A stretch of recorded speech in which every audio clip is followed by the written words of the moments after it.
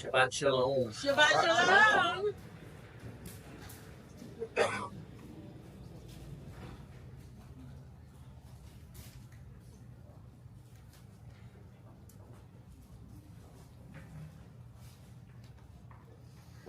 Okay. It's hard to get through without melody.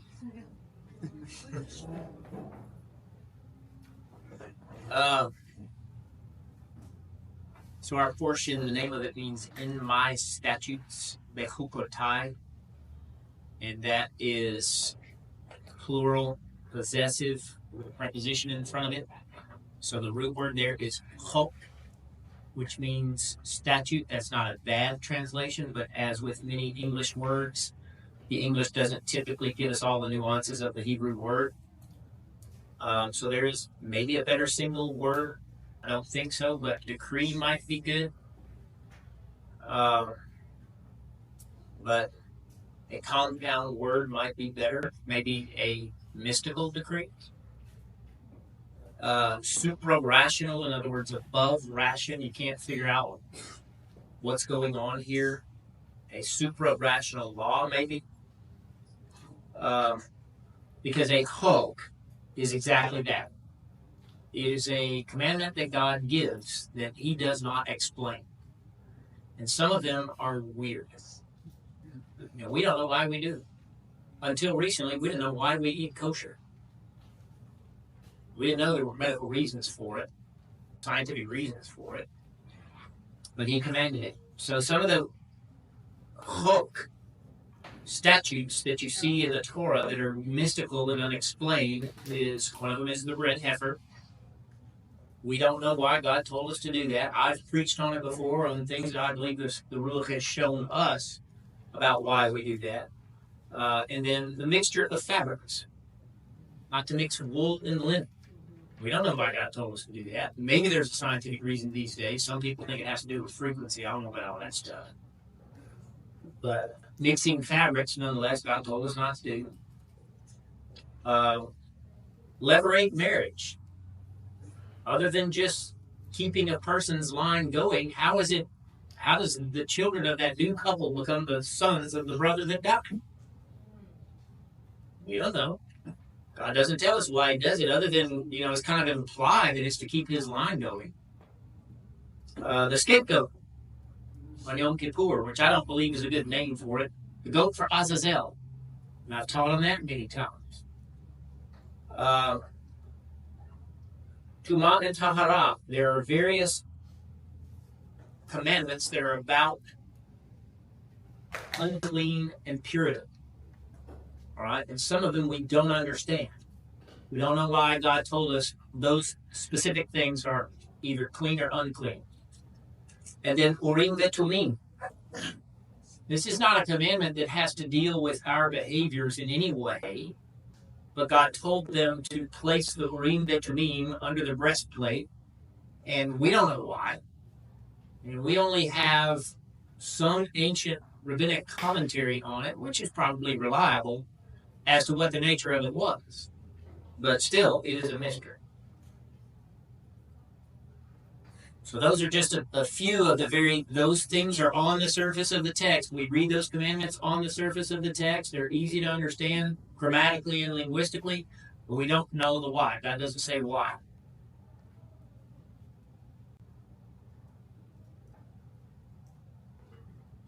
Only God can give us the true meaning of them.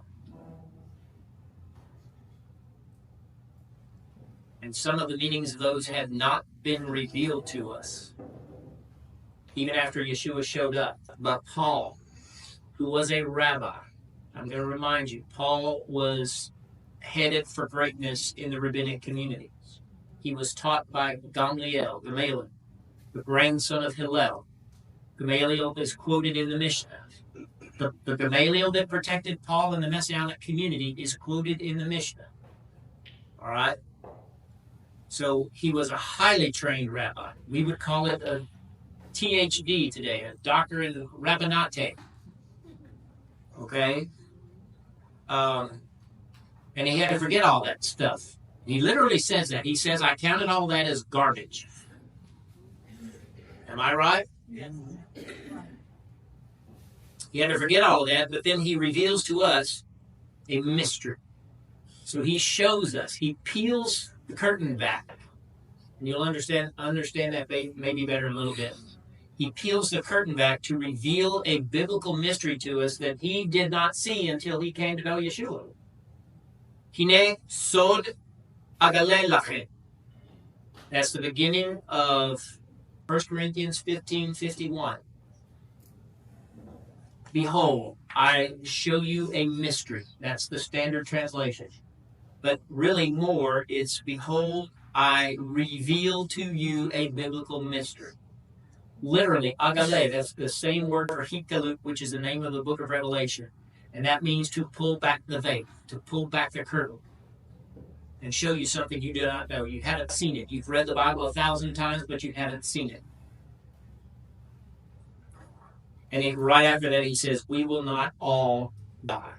So there will be people who will be alive and never experience a physical death. And if someone doesn't believe that, they need to go home. And I'm not talking about here. I'm just metaphorically go home, right? Don't participate in faith if you don't believe that there is going to be a transformation of some group of people in the future, because you can't get around that linguistically.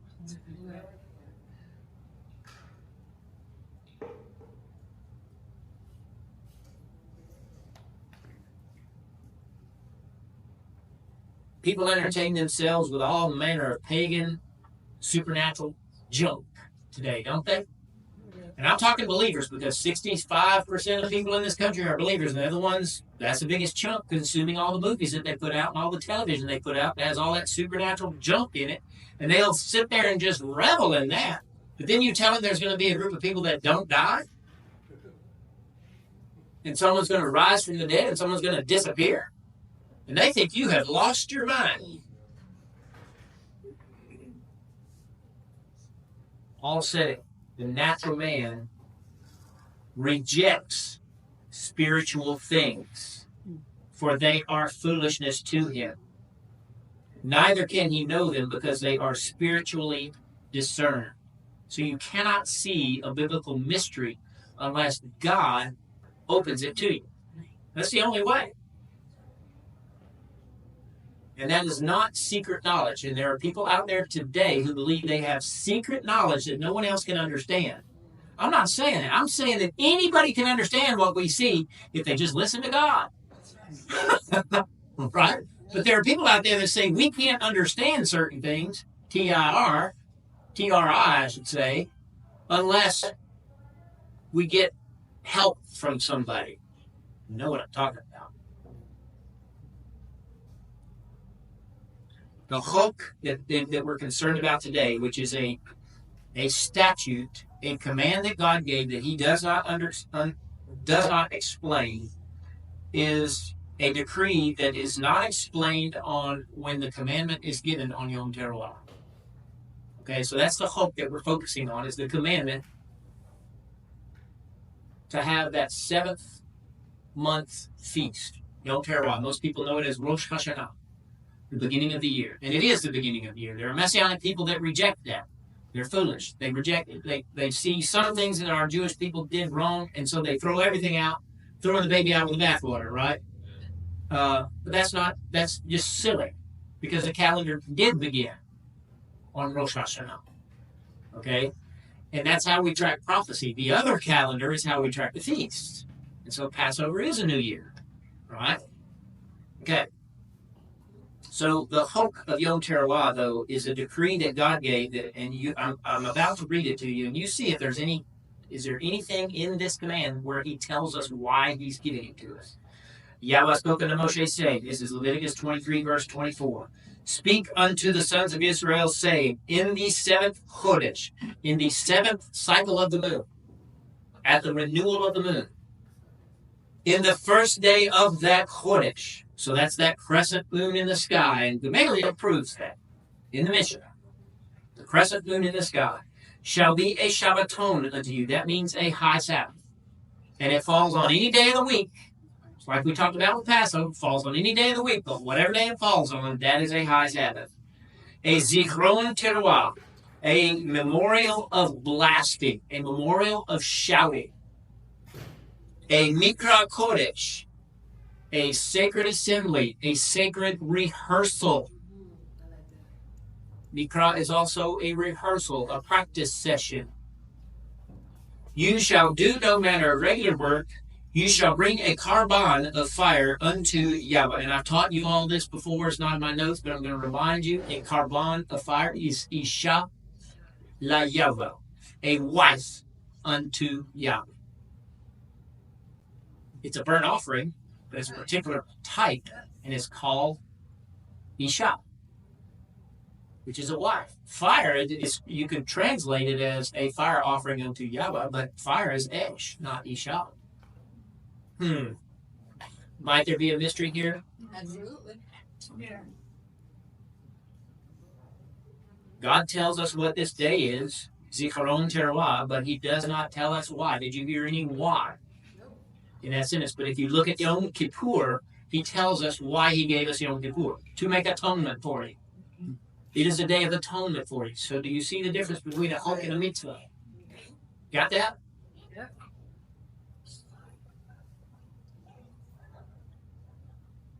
But Yom Teruah, I don't know. Why we do this? And this day is only mentioned in one other place in the Torah, and really, throughout all the prophets, it's not mentioned, it's only alluded to. It's not ever specifically mentioned again, and that's the nature. It is a mystery. All right? And this is what is connecting this to our portion this week. Our portion this week doesn't say outright that this is Yom Teruah that we're reading about. What we read from the Bima is about Yom Teruah, but it doesn't tell us that. Is everybody with me? This is a rehearsal. I'm going to remind you, Colossians 2 is what tells us that. Don't be fighting about eating and drinking or about the distinction of feast days and the beginnings of Khadashim and of Sabbath. These are shadows of things to come. They are reminders. They are pictures of what is about to happen. Is that a fair rewording of what Paul just said? Yes. But Haguf, it is Messiah. And so you could say the essence is Messiah. But the word goof is body, and that's a big ding-dong mystery bell right there. You guys know this, right? The goof is the body of Messiah that will rise from the dead. And I don't have time to teach why we have arrived at that, but that's what it is. These are shadows of things to come, but the body is Messiah. Goof is a chok. It's a mystery that is revealed in the gospel. The word gospel is besorah. It means flesh or body. The gospel is the body of Yeshua revealed to mankind, that he has risen from the dead, and so are we. That's the good news. And people miss it. They're so caught up in religion they can't get the simplicity of the gospel in their heads. The goof is the resurrected body of everyone who trusts in and obeys Messiah Yeshua. So the Moedim are shadows. They are rehearsals. They are consecrated rehearsals. Mikra Kodesh, each of them is called. So Yom Teruah is also mentioned in Bamidbar, Numbers 29. That's the only other place. And it says, in the 7th Chodesh, on the first day of the Chodesh, you shall have a Mikra Kodesh. You shall do no manner of servile work. It is Yom Teruah for you, a day of blasting. And of course, we know it's a memorial of blasting. And when we get to it this year, if it's your first time, pay attention. Read the liturgy for Yom Teruah, which is in your Siddur, under the Yom Teruah section towards the Psalms, and understand that it is a day of remembering specific things that God did for Israel and what he is going to do for us. If y'all haven't caught it yet, Yom Teruah is a big deal to me. It's a big deal. I've been looking for it my whole life. May not see it. Be mad at God if I don't get to see it. May not see it, but it's coming. You shall prepare a burnt offering for a sweet savor unto Yahweh. That's that life. It's a symbolic thing. The burnt offering ascends up in heaven, doesn't it? A young bullock, 1 ram, 7 he-lambs of the first year without blemish. Their mincha, the flour mingled with oil, 3/10 parts. Write that word down. Masar, 10th part. That's what most people call a tithe, which is not bad, but it has so much baggage on it, doesn't it? A bullock, 2/10 parts for a ram, 1/10 part for every lamb of the 7 lambs, 1 he-goat. For a chatat, that's a sin offering. So Yeshua is our chatat. We say it every week. Chatat, if you haven't learned it, is sin offering. All right? To make atonement for you. Beside the burnt offering of the renewed moon, the mincha thereof, the olah, tamid, the mincha thereof, the nesek, that's a drink offering according to their ordinance for a sweet savor, an offering made by fire unto you. There it is. Yishalay. So the only thing did you hear anything in those verses about the purpose of Yom Teruah? Paid attention, you did. Right? So the only thing we learned about it from the Torah, because that's the only 2 places that day is talked about specifically in the Torah, is that it is a holy rehearsal, and we're supposed to make some offerings, that we're supposed to blast the shofar. That's it.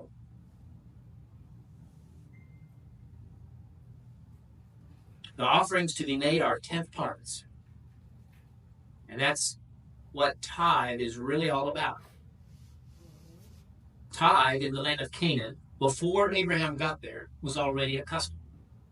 You paid a tithe, and it was for protection. And God's tithe is about protection. It's not about prospering the community. It's not about making the temple huge. God designed the temple, and he provided the money for Solomon to do it, right?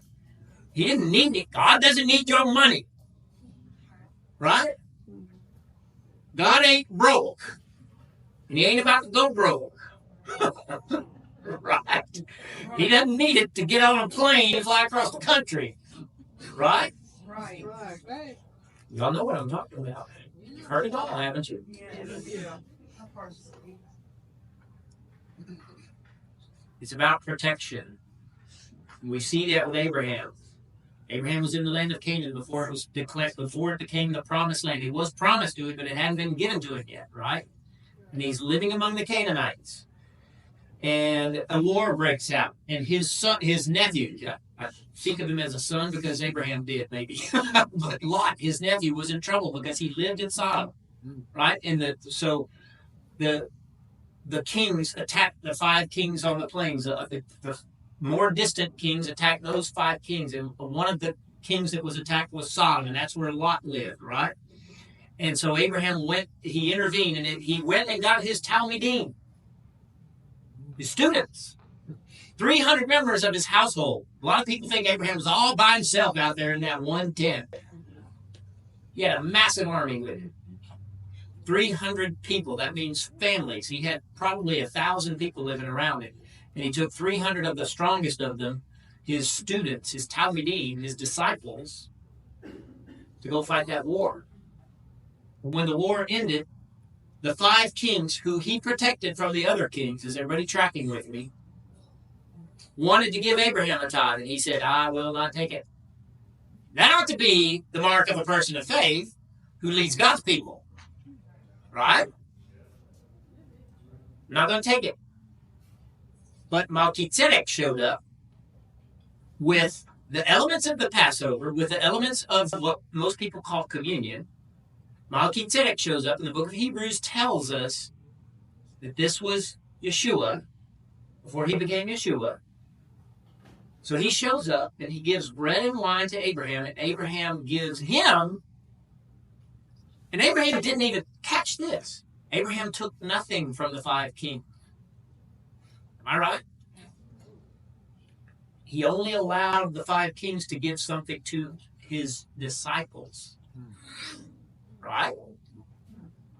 But Abraham gave a 10th part of what he had, Melchizedek. That's righteous giving, if you ask me. And because Abraham knew that Melchizedek, the king of Shalom, the king of peace, was who was protecting him. Not those 5 kings. He didn't enter into a covenant of mutual protection with those 5 kings. He already demonstrated that he would protect them. He didn't ask for their protection because God is his protector. Do you see the picture? Yeah. That's what the tithe is all about. Think about it. The tithe is brought in. I'm way off my numbers. I know, go ahead. The tithe is brought in to the temple. And most people don't know this. It's 10%, yes, but 3.3333 repeating percent is given to the temple for the maintenance of the temple itself. 3.3333% repeating is given to the Levites. So the first third is given to the temple to protect the temple from deterioration and decay. Every building goes through it, right? The second third is given to the Levites to protect them from running out of money themselves because they have to devote so much of their time to ministering to Israel. So they need protection. They need provision. Right? And then the other third is given to the poor in Israel, most especially at the 3 times a year that the tithe is brought, so that the poor can participate in the feasts. Right. And eat and not go to the feast and starve.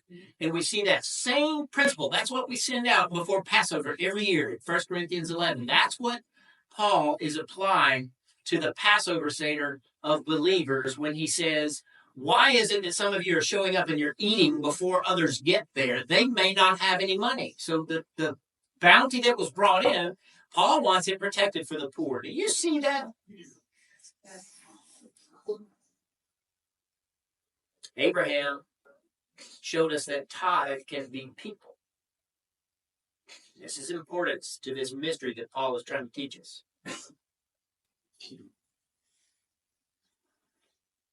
Melchizedek showed up and he tithed to him, right? Not a little while later, not very long later, not many chapters later, not much time transpired, and Abraham gets a visit when he's sitting under the terebinths at Mamre. Remember that? He gets a visit from that same guy, although this time he's not named and he has 2 other messengers with him, right? He gets a visit. He eats a cheeseburger with him. A lot of people, the rabbis will tell you, no, he didn't. Yes, he did. Go read it. He ate meat and cheese together. Abraham did. So he eats a cheeseburger with him. I'm all over that.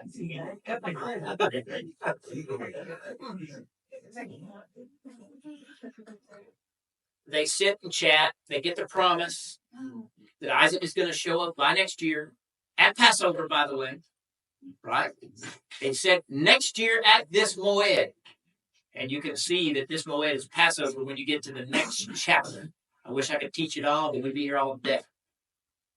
But then that messenger, which is, we know Yeshua before he manifested, says, should I reveal to Abraham what I'm about to do? Because he's about to destroy people that Abraham wasted his time on to fight war over, right? All for Lot's sake. And Lot lives in the gate now, right? Shall I reveal to him what I'm going to do? And what does Abraham do? He whittles it down. You know the story.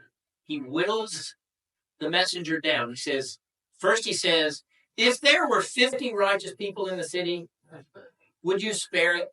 He's talking about Sodom. And he whittles him down to 40, to 30, to 20, and he stops at Eser. 10. A 10th part. Masar. Do you see it?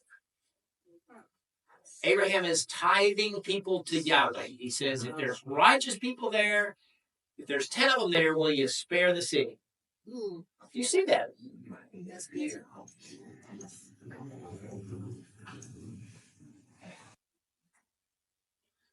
Tithe is protection. That's why God told Micah, you rob me of your tithe and your offerings. Again, God wasn't concerned about their money. It's so that people could be there. God wanted them to assemble at his appointed times because the tithe is brought on holy days. Right. God's appointed holy days. That's when you bring the tithe.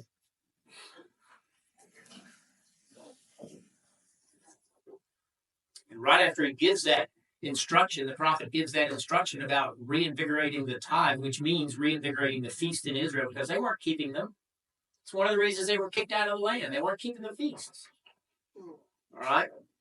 I just derailed myself.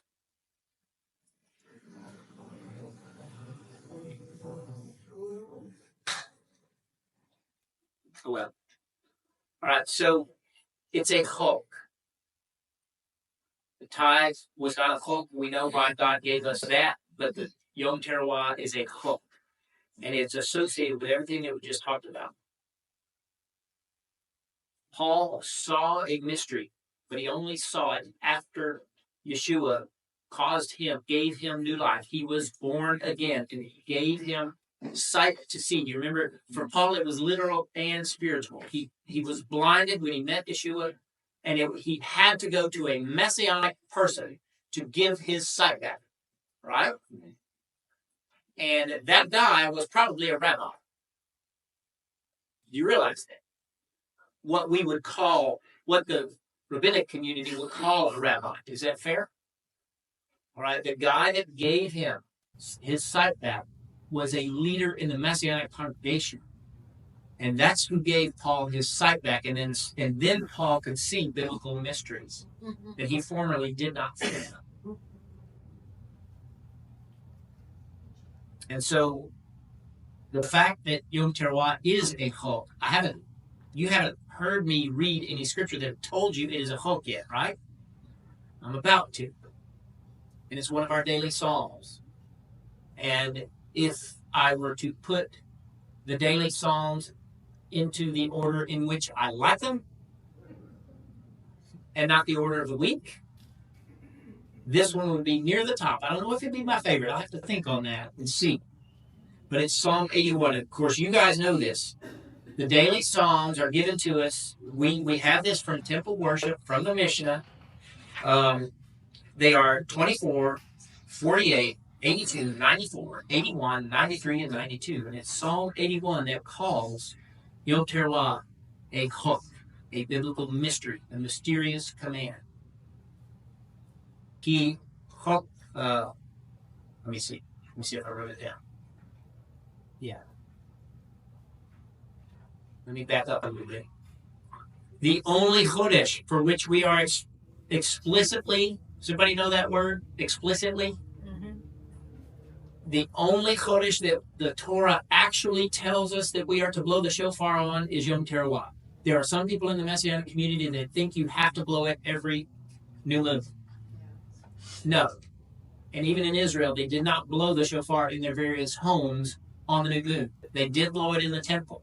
But that wasn't commanded. It was something that they did. It was custom. And obviously it was Mosaic custom. But nonetheless, it's not commanded for us to do it in our homes. All right? So the reason I say that is because Messianic people who do that, in my opinion, are blurring the purpose of that blowing the shofar chodesh. Because there's only one that it's supposed to blow. There's only one that God's going to blow that we're going to hear. Are you with me? And that's why I halt at doing it once a month at my house. Yeah, I get it. Are you with me? I get it. Yeah. Okay. To me, blowing it every month is a boy crying wolf. Mm-hmm. Right. Right? So there's only one time that the blast of the shofar is for the chodesh, the renewed moon. And Psalm 81 tells us that is Yom Teruah. It says, sing aloud unto Elohim our strength, shout, and that's hariu, which is the same root word as teruah. Unto the God of Yaakov, take up the melody, sound the timbrel, the sweet harp, and the 10-stringed instrument. Tiku, there is our word. Tiku. Remember the commands for Yom Teruah when we blow our own shofar? Tekiah, Tekiah, Teruah, Tekiah. You remember that? Yeah. Tiku b'chodesh shofar b'kesel yom chagenu ki chok Israel u'mishpat Elohei Yaakov. It is a chok. Tiku, blast the shofar at the renewed moon, at the full moon for our chag. What? So some people come along. There's so much mess in the Messianic community. Oh gosh. Some people come along and say, no, we blow it at the full moon. Oh my gosh.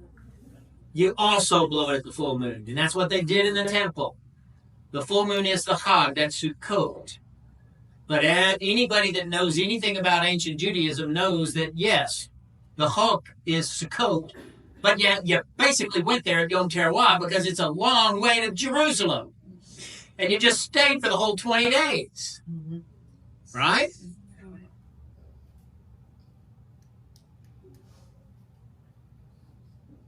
For it is a statute, a chok for Israel, an ordinance of the God of Jacob. He appointed it in Yosef. Now, if you can think back to Psalm 105, which we read, you should see similarity from Psalm 81. He appointed it in Yosef for a testimony when he went forth against the land of Egypt. The speech of one I knew not did I hear. I removed his shoulder from the burden. His hands were freed from the basket. You can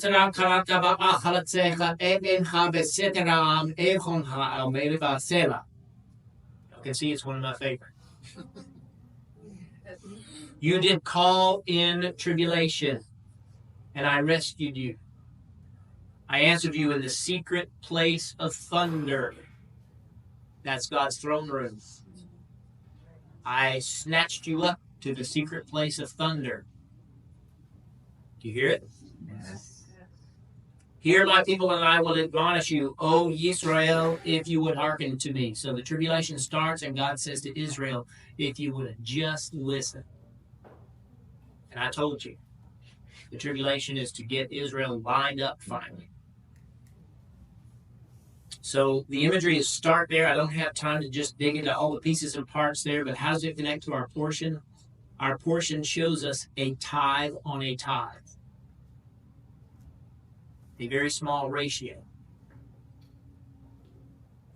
It said this, all the 10th part of the herd or the flock, whatever passes under the rod, the 10th shall be Kodesh unto Yahweh. So they bring the whole herd in, and they pass them under the rod. Most people read that and they go, they don't ever bother. But some people are just not curious. I'm curious. Yes. I've dug and scratched and clawed to find out, what does that mean? Finally found it in the Mishnah.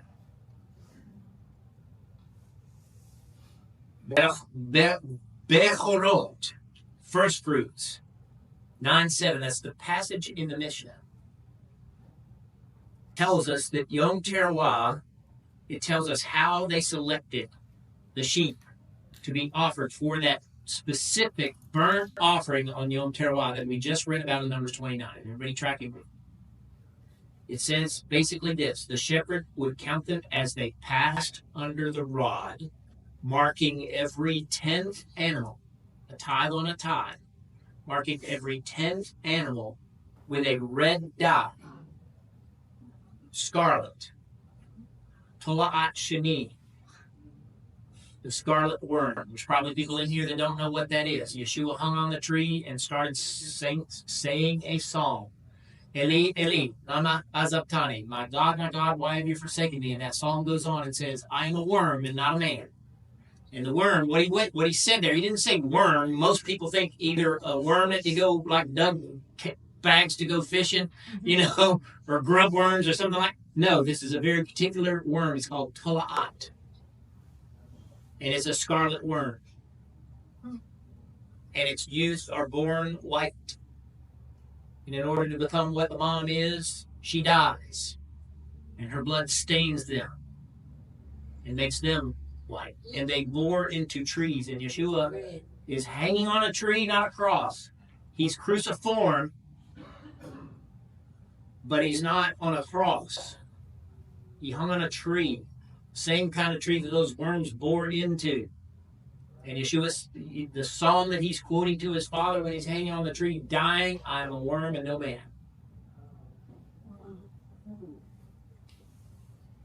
And that's the source. What's the point of that? That's the source of the dye that they used to dye those every 10th sheep as they passed under the rod. To pick the ones that become that very special fire unto Yahweh. Isha Yahweh. Does everybody see that picture? That's the remnant. It's a very small group of people. Righteousness is indeed granted, but it has to be evident through obedience. And so there are a lot of people who are declared righteous by God before his throne, but they have not been obedient. They have not sought his word. God is not going to be random, but the point of it is it's just like Abraham whittling down to Lot. Because we counted recently, did we not? And Lot's family was 10. You realize that? And so God is going to decide, not randomly, who is that offering on Yom Teruah. Paul tells us in Romans 11, 1 through 5, that God always reserves a remnant in Israel. And people who have divorced themselves from it, believers who have divorced themselves from Israel, are probably not part of his remnant. Because the remnant is Israel. A part of Israel, the righteous among Israel is the remnant. And the righteous today, that is, and there are, if we were to measure people's public behavior, yes, there are righteous people in Israel today. Now I'm talking about the nation and the people, all of our Jewish people. But that's not the righteousness of God. Righteous in Israel today is that small, tiny group of about 2% in Israel who are Messianic. And they are there. We know some of them. And they're persecuted by religious people. The secular Jews in Israel leave them alone. Matter of fact, they're kind of friendly to them. They love them. They go to their concerts. Right? Yeah. We know people over there, so we can say this. Am I right, guys? Yeah. They're persecuted by the religious who feel like they are the righteous in Israel. Are you tracking with me? But the remnant over there is tiny because even among the Messianic Jews, are all of them doing what God wants them to do? Probably not. So a tiny part of Israel is going to be the remnant. And it's the same in the United States. A tiny part of the believing community in the United States is going to be the remnant. And I don't sit here and pretend that I am. I'm terrified of not being part of it. Because I know my flesh. Anybody else here familiar with your flesh? Not mine, yours. Right?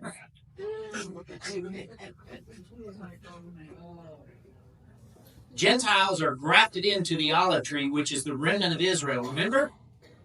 Yochanan HaMabil said, the axe is laid at the root of the tree. And when Messiah died, the tree of Israel was cut down to that root, and then Yeshua sprouted out of the ground, did he not? And we saw that lived out in front of us in an olive tree in Nazareth. Remember that, Shelley, Tracy, Maureen? That olive tree in Nazareth that at the time of year when it sprouts, we were there, and there was a little tiny sprout coming up out of the root of the ground. Remember that, Jen? That's Yeshua regrowing the olive tree when he rose from the dead.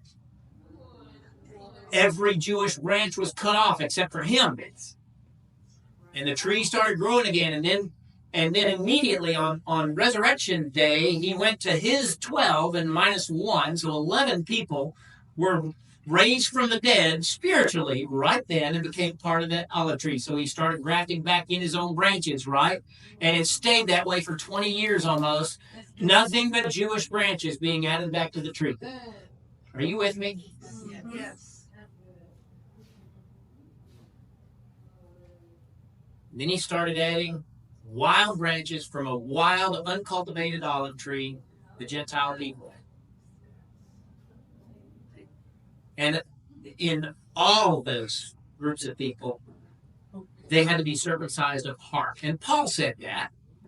And believers quote it all the time. Papists quote it all the time, and they use it to create replacement theology, which is anti-Messiah theology, because Yeshua is a Jew, and he did not lop off Israel altogether and replace them. No, he rebirthed Israel in the Messianic community and started grafting Gentiles into that. And he said circumcision of the heart is a sign that you are a true Jew, whether you are Jewish or Gentiles. And that's Romans 2:29. And that's quoting Deuteronomy 10, which says that circumcision of the heart is obedience to the commandments. Yeah. I hope everybody's tracking with this. Oh, yes. Ephesians 2 says that Gentiles are brought into the commonwealth of Israel.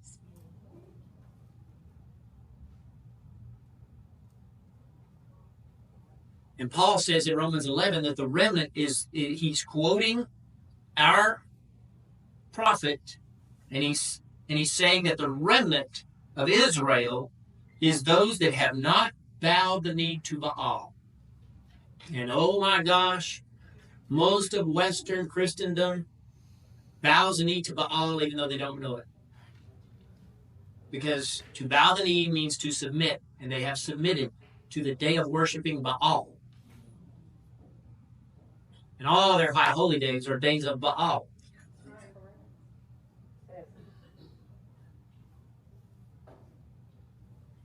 It's mixture religion.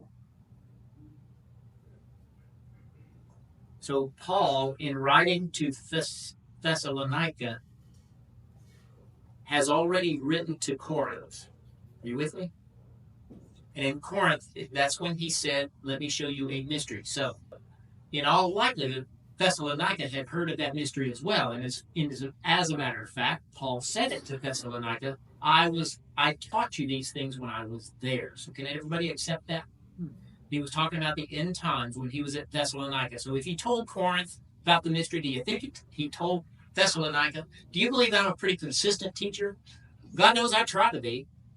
I know Paul was. And I strive to be. And I think you can find consistency. I've got 14 years of notes if you want to see them, and you can check me. Right? He taught the same thing in Thessalonica. He said in I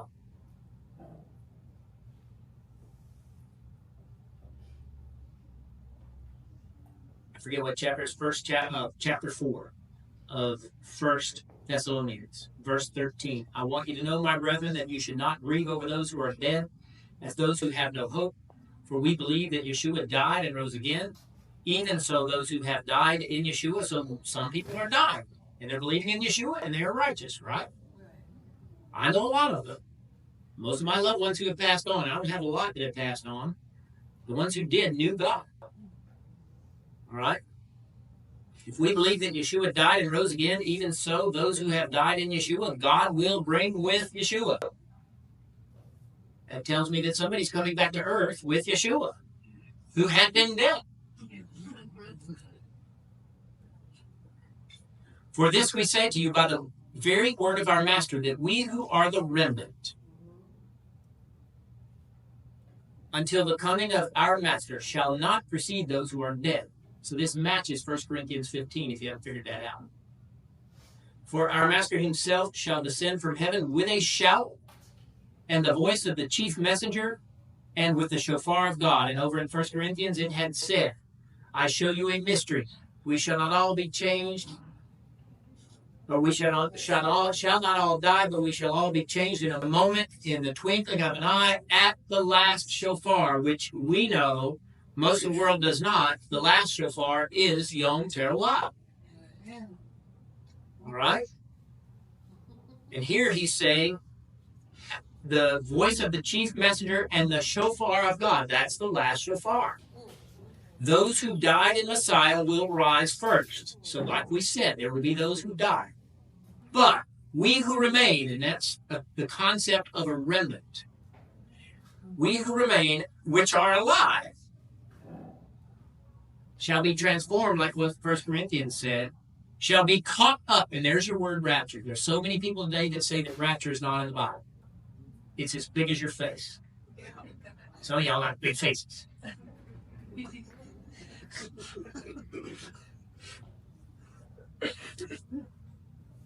Shall be caught up. The Latin there is rapte. It's the root for rapture. So way back in the 4th century, it was written as rapture. Is everybody with me? Yes. In Hebrew, it's either natsal or chataf, both words. We use natsal in our translation. All right? From Aramaic. We'll be caught up together with them in the clouds to meet our master in the air. So they saw him ascend, and they said he was going to come back like that. All right? And so we go and meet him, and then, of course, he's fulfilling what he told us when he betrothed himself to us in Passover in John 14, and we go to the bride chamber. And he shot Layola. All right? Does everybody see how that connects to the tithe? Okay. Therefore, comfort one another with these words. And in the next book, chapter 2, he says, let no man deceive you by any means, for that day, that's Yom Teruah, shall not come unless it is preceded by a departure. I want to talk about that wording there, because it says an apostasy in some translations. And yes, the Greek does say apostasy. We don't read the Greek, though, but we acknowledge it, and it is sound. And apostasy in the 1st century meant a departure. It did not mean heretical doctrine. All right? So that's why ours says there shall be a departure. Hello. And the man of sin will be revealed. So Ben Ha'abadon will not be revealed until that remnant is gone. Because why? We would recognize him. Yes. Hopefully. And there's another verse that says that I think it's in here, so I'll just stop being so excited and read. No, get excited. The man of sin will be revealed as Ben Ha'abadon, the son of destruction, who opposes and exalts himself above all that is called God or that is worshipped, so that even in the sanctuary of God he sits as God and shows himself as though he were God. So there is a human being who is the embodiment of Hasatan, who will be the world leader at some point in the future. He will make peace with Israel. He will build the temple, and Israel is prepared to do that. Everything that is necessary is already there except for the political situation. And that's what all of that Palestinian junk is over, is to prevent that from happening. And God's not going to let it happen until the right time. And when that happens, the Natsal is going to happen, and the adversary is going to be revealed in flesh. He's going to make that peace treaty, build the temple, and sit in it 3.5 years later and call himself God. That's why I do not like people to go around calling Jesus God, because they're going to fall for that. They're going to fall for it. Come on now. Yeah. Because they already think that you can call a man God and get away with it, Yeah. even the Son of God. Yeah.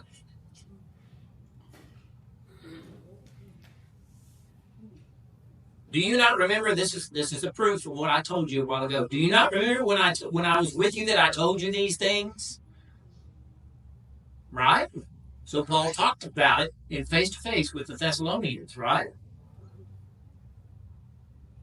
And now you know this is what I was about to say a while ago. Now you know what has prevented him, the man of perdition, from being revealed in his time. For the mystery of iniquity is already at work. John said it as well. The spirit of anti-Messiah is already in the world. It's already here. All right? And so Paul is confirming the same thing here. Until that which now hinders is taken out of the midst of them. And I have verified that in about 5 languages. I used to read the Bible in French and Spanish. If you want to check it there too. All right? I'm going to read it again. Until that which now hinders is taken out of the midst of them. We hinder Mashiach HaSheker. We are the salt of the earth. We are the only thing keeping this world from judgment. And that's what's coming. So when God takes a righteous remnant off the earth, it is time for a spanking. And that's what's going to happen.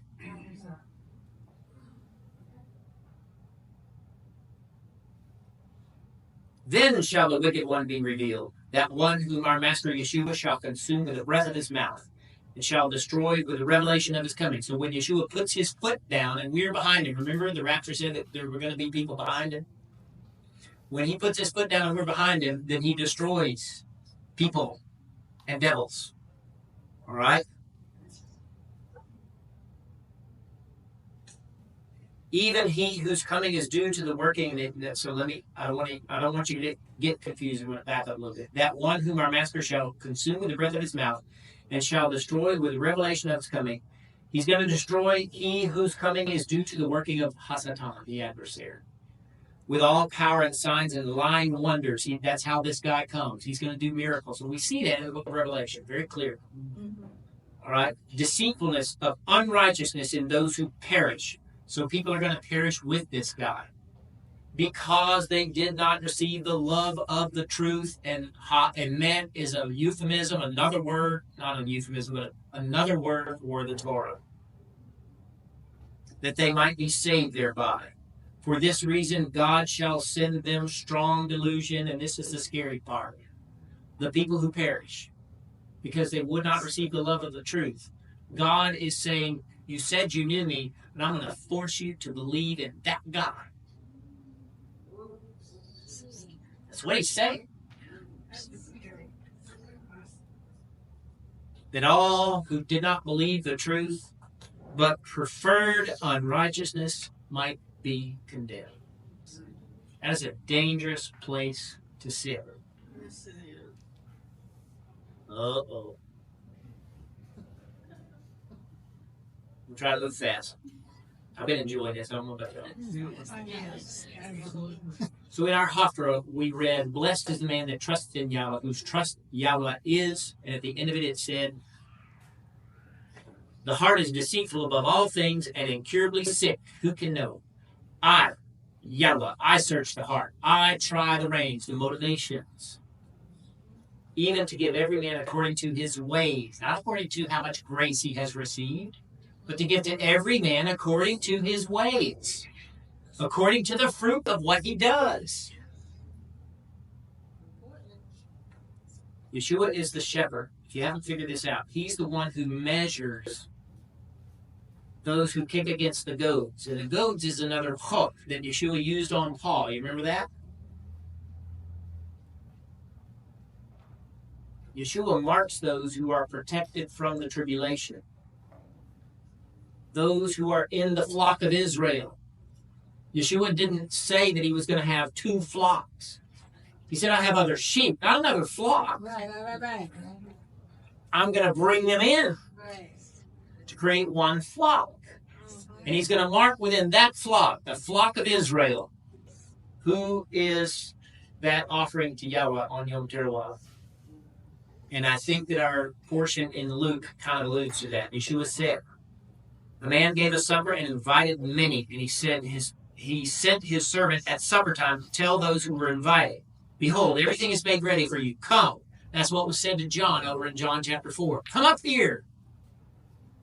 After the blast of the shofar and the voice of the archangel in Revelation 4, come up here. One and all, they begin to make excuses. And I hear it all the time today. People making excuses.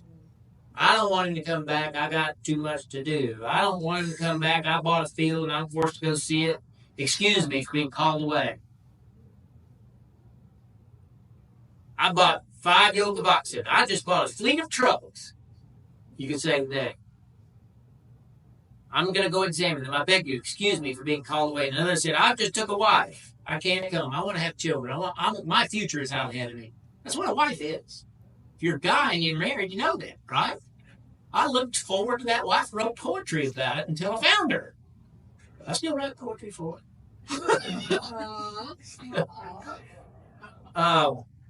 It's the future that he's thinking about. The servant came and told his master these things. The master of the house was angry and said to his servant, go quickly to the streets and the lanes of the city and bring in here the poor, the afflicted, the maimed, and the blind. That's those 2 witnesses going out during the tribulation trying to find anybody Israel would accept. The belief community among Christendom wouldn't accept it. That there's going to be a Natsal, that there's going to be a rapture, that there's going to be tribulation that they could face. They wouldn't accept that. And so they lollygagged and lived their life how they wanted to, and they reject the feast. And my servant said, so those two witnesses go out and invite more people, right? Then the master said, go out into then the servant said, my adon, we've done it as you commanded, and there is yet more room. So when those two witnesses rise from the dead and they're up there, there's more room. There's more people that could be saved. Go out into the highways and the hedges and urge them to come in, so that my house may be filled. For I say to you that not one of those men who were invited and rejected me, basically, shall taste of my supper. It's a scary place to be. It's just like Thessalonians said. You'll need to unlock my phone first. I don't want to. Where was I? Thessalonians. Urge them to come in so that my house may be filled. What was I going to say about Thessalonians? Dang it.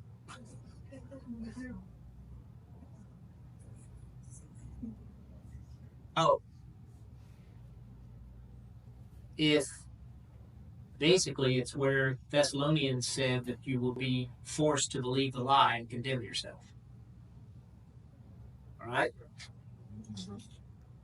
Who is Yeshua speaking to here? I'm going to go relatively quickly.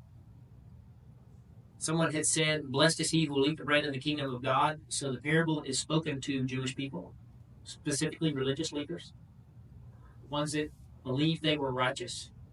That's why Yeshua said of the man who was humble and went into the temple and afflicted himself and said, I'm such a sinner.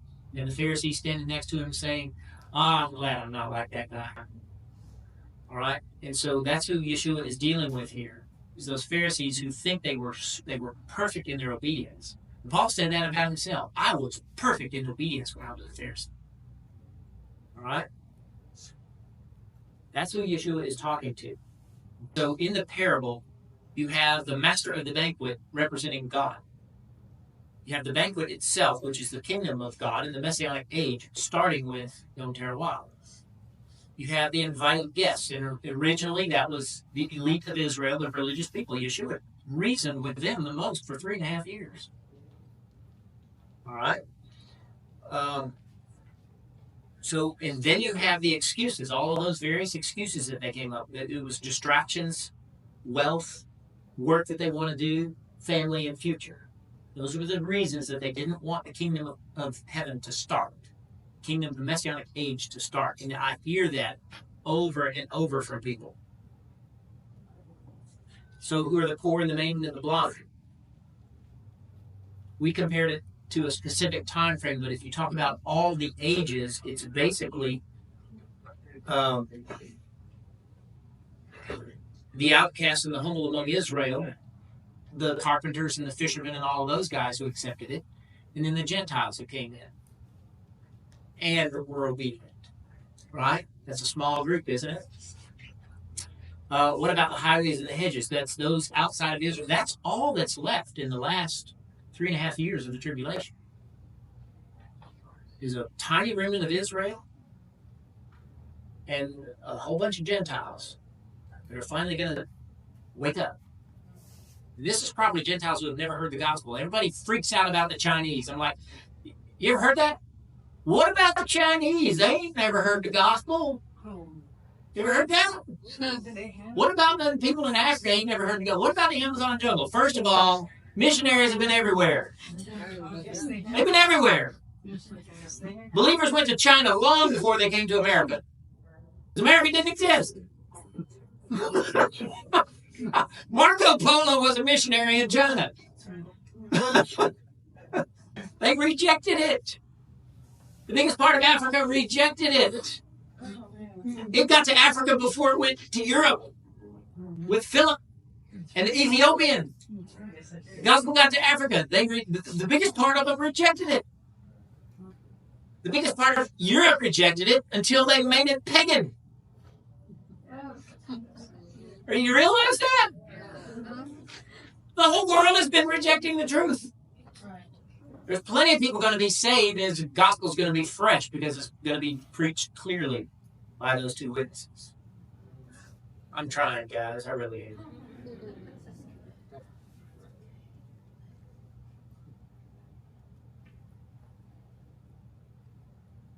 So the parable that Yeshua spoke is a warning against presumption and against distraction. It is an invitation.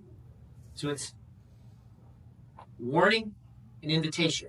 That's what Yeshua's parable is. And it's a bridge between the Jewish community and the Gentile community of them being invited into the house of God. That's what you're seeing in that parable.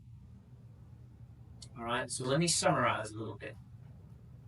Yom Teruah is the mystery, the Chok, that serves as a gateway to the wedding banquet. It begins with the shofar that is a blast for an assembly and an assembly of remembrance. And it culminates with the feast of God. The remnant is marked and measured, and it's the obedient. It's not by their own merit, but it's not random either. It's their response to the invitation. So if you want to know who's really prepared for the Natsal, they think on it. They're preparing for it. They're meditating on it. Most believers are not.